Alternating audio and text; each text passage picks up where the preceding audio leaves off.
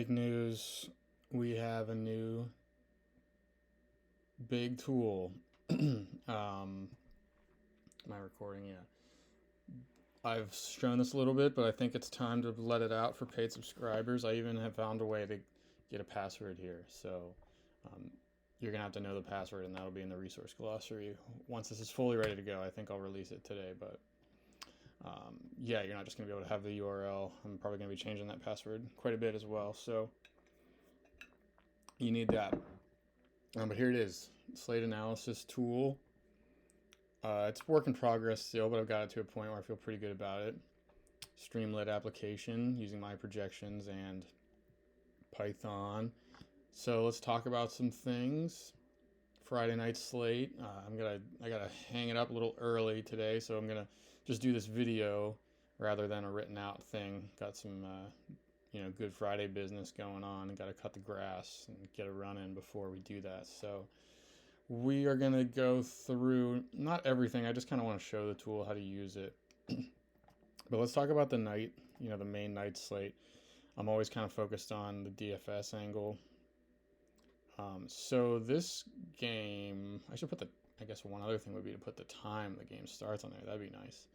But I don't think this game is on the main slate. Indeed, it is not. There's a few games at 6, so this one doesn't actually count for DFS, but it opens up. This is the first one you'll see, and this is what we're looking at. So we have our game information here.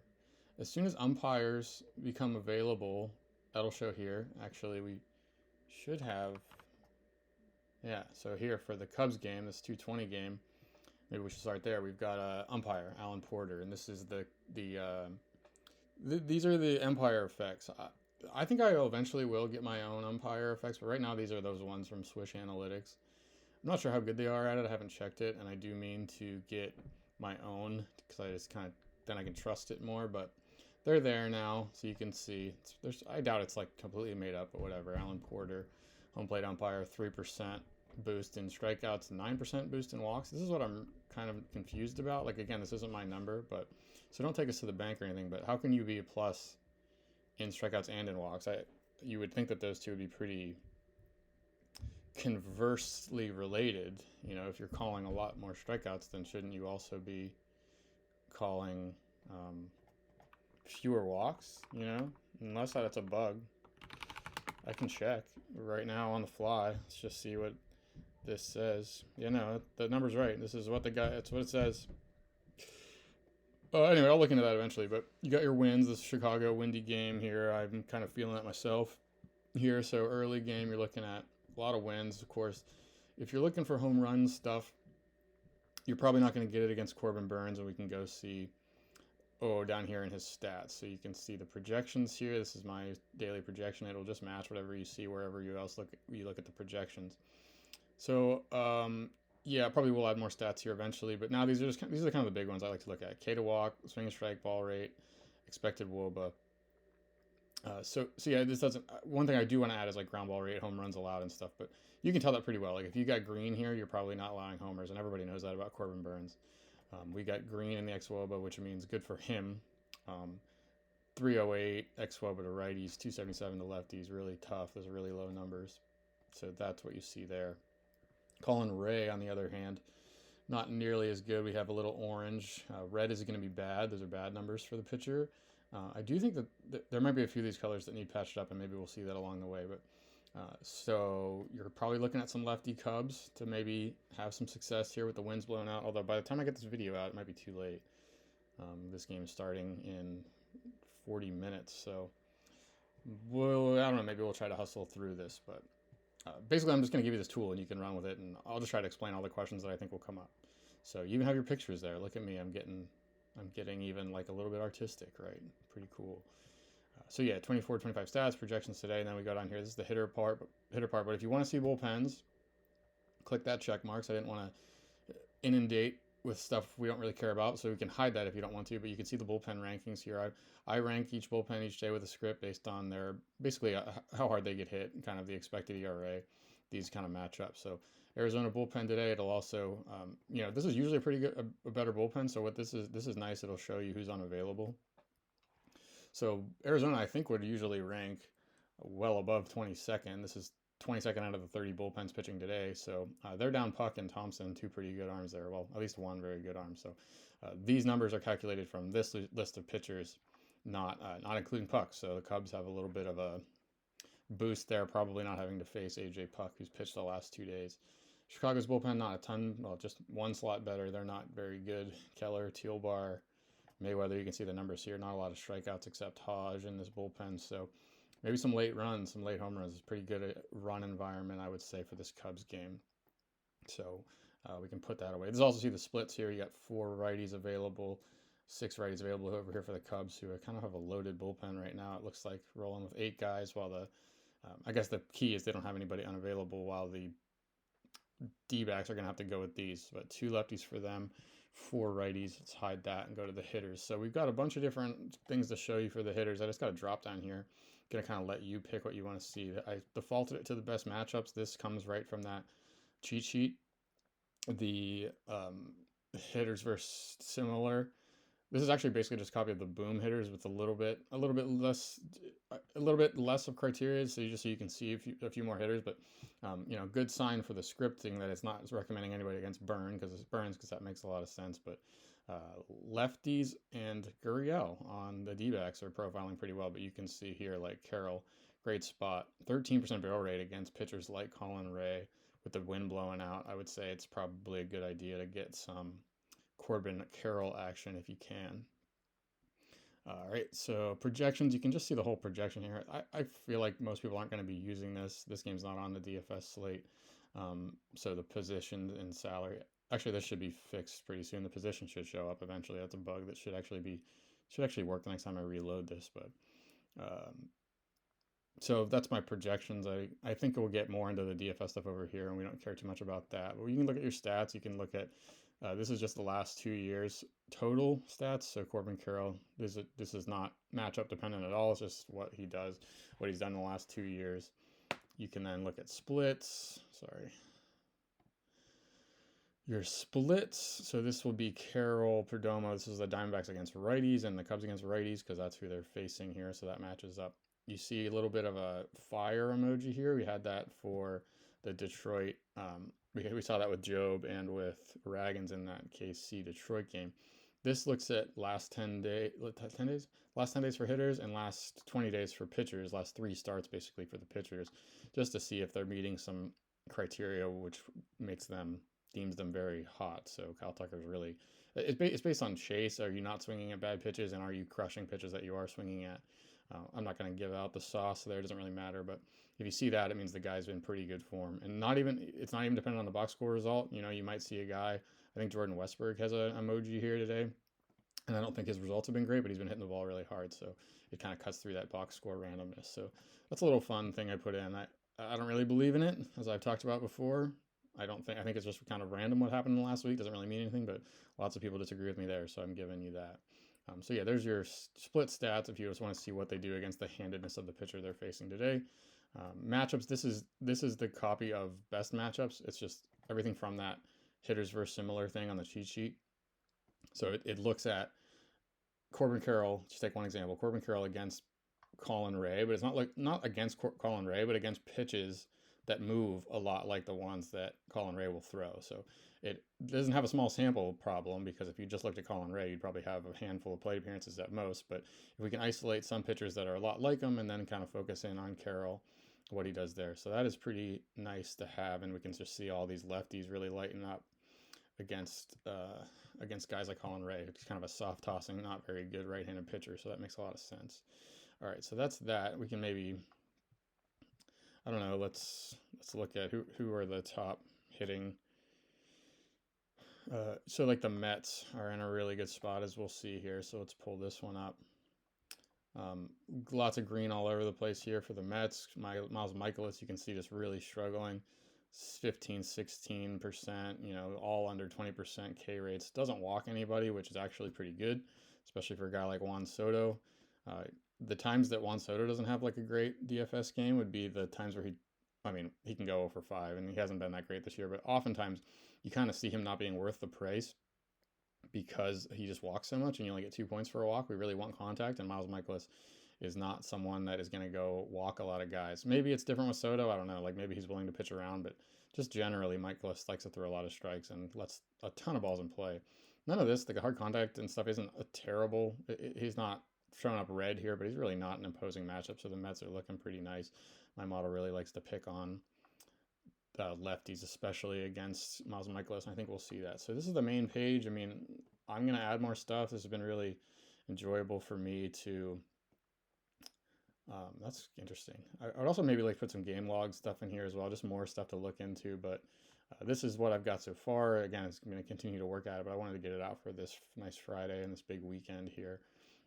And there'll be bugs. Let me know about bugs. Let me know if it's not refreshed or whatever. I'll continue to work on it. But I thought it was good enough now to let people look at it and get some of the paid subscribers maybe to help me fill it out and make it look better. Definitely, I think it looks pretty disastrous on a mobile phone, so sorry about that. If you don't have like an iPad or a computer to use, this probably isn't for you. Maybe someday I'll try to figure that out, but I don't know. It's just a lot of information to get out, and I kind of need the wider screen to really make it work, so I don't think it'll ever really be great for mobile, but maybe someday down the line we'll have an app or something like that. So yeah, you can go through that game by game, pick out what you want depending on what you're looking for.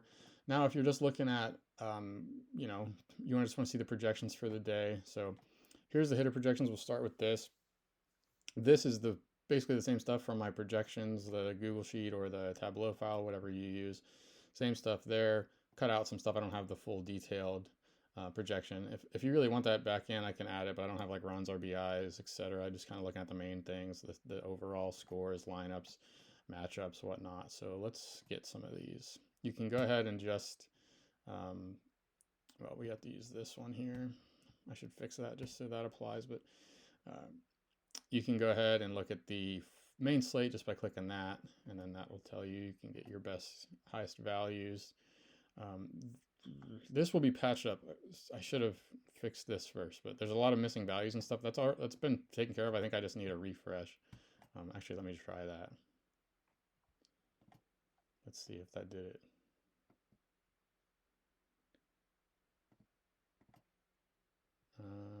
Did it?